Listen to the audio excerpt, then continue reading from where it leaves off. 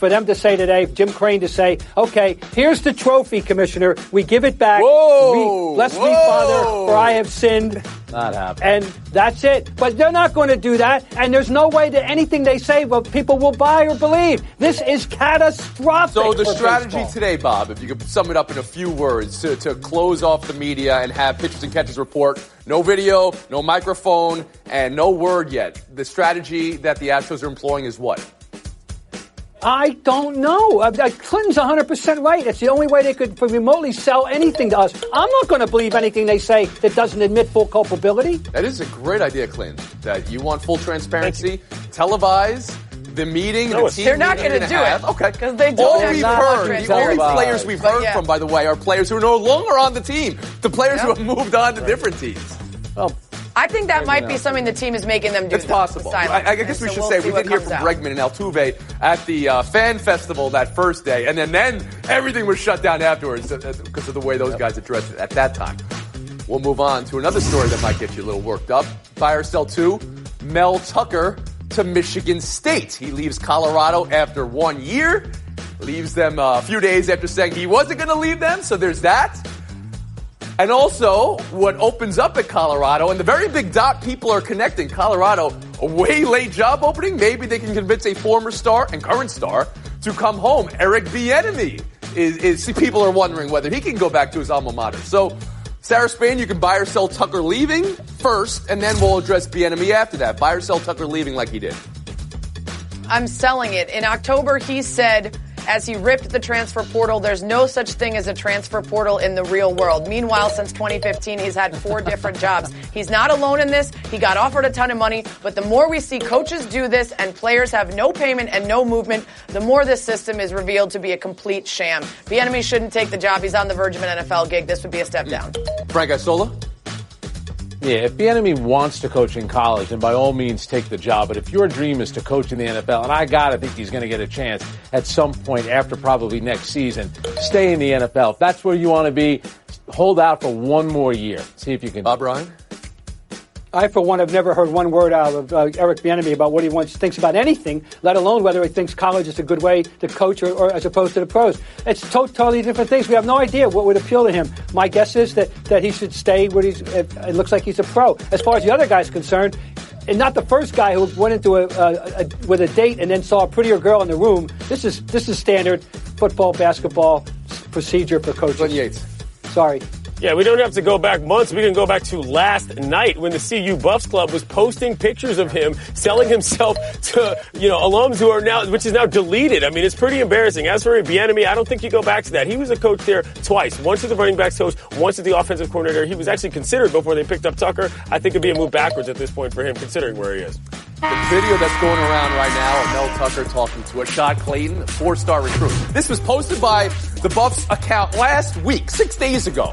And they're on the phone. He's saying, I love you. He's saying, this is just the beginning. Whew, just so tough to watch. Sarah Spain, Bob Ryan. Might be tough for you guys to watch a showdown of Clinton Yates and Frank Isola, but here's where we are.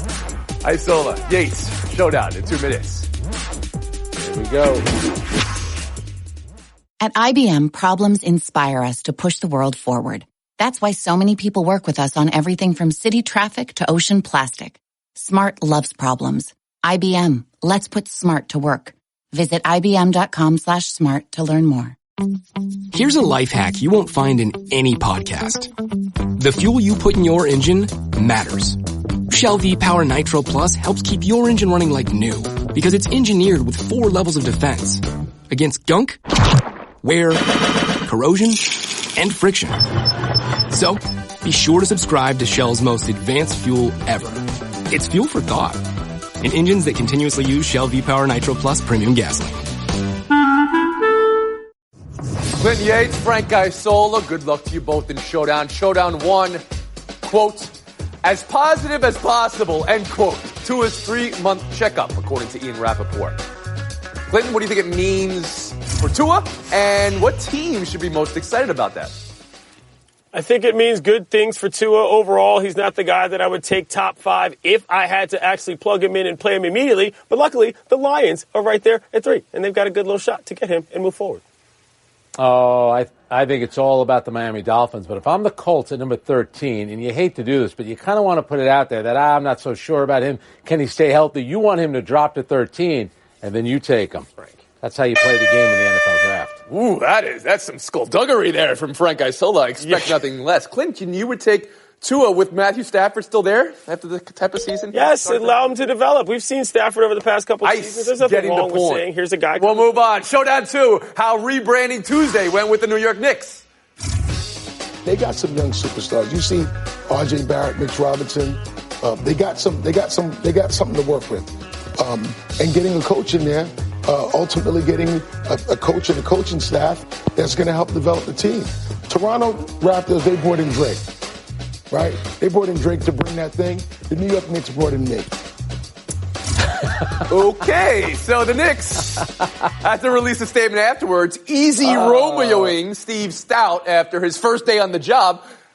Frank, how did rebranding go on Tuesday for the Knicks? Was it on brand or off brand? Oh, that's totally on brand. I mean, Drake, like, who are you, Steve Stout? You know what? I give the Knicks credit, though, because they came out and reprimanded him publicly. Because if I'm Leon Rose, it looks like I'm going to be the president. You're making it known. Our president and our head coach speak on behalf of the team, not some marketing guy or marketing guru. Sorry. You're giving the Knicks credit for that? Just another day in paradise? Look, I know who Steve Stout is because I grew up on the East Coast in the 80s and 90s listening to hip-hop. He's not doing anything other than bringing other dudes like him to the Knicks fan base, and that's what they've already got anyway. You need a different character to get different people, not the same old guys who you're already bringing in. That's the problem. You agree? You'll split the point. Although I will say, I'll have it be known, if this was Who Wants to Be a Millionaire and I had to phone a friend or had a lifeline, my life was dependent, I would call Frank Isola for that topic. We'll move on. Showdown 3. A Great Dane whose name was Dog. An Irish Water Spaniel named Simone, thrown out of the competition after an outburst at the judge. Crowd seemed to love Daniel, the Golden Retriever, but the win went to Seba, the Standard Poodle. Did Westminster get this right, Clinton Yates?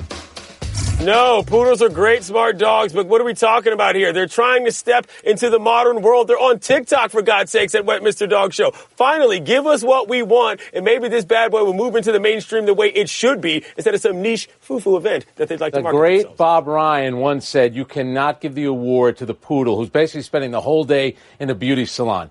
Everyone loves the Golden Retriever. It should be a popularity contest, for crying out loud. It's the Golden Retriever, not the That's what I'm saying. Poodle. Sorry. Frank Isola, 30 seconds of FaceTime. Whoa. Well, dog, the dog pound should be happy because Myles Garrett suspended 6 games for that crazy incident last year. He's been reinstated by the NFL. This is a terrific player who had a temporary moment of insanity. It's good to see him back. And maybe now the Cleveland Browns, who last year were the most overhyped, overproduced, and were in too many commercials, maybe they'll be humbled a little bit. They'll go into next season and start focusing on playing some smart football, good football, and being a real team instead of the disaster they were last year. All right. How about that? Bob Ryan, your name was invoked, and now I'm looking at you. Is this on the Poodle? Go ahead. Bob, you got 15 seconds on the Poodle. Those standard poodles aren't even poodles. They're freak shows. Real poodles are poodles. Stop me the next time you go to a park and see one of those stupid-looking poodles with their rear ends shaved and their ankles shaved. Those aren't even... Here's the thing. Saving money with Geico is almost better than playing pickup basketball. Because there's always that guy who joins your game.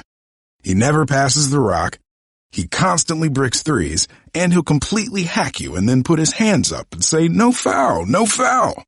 With Geico, it's easy to switch and save on car insurance. No need to fake an ankle sprain because you're absolutely exhausted. So switch and save with Geico. It's almost better than sports.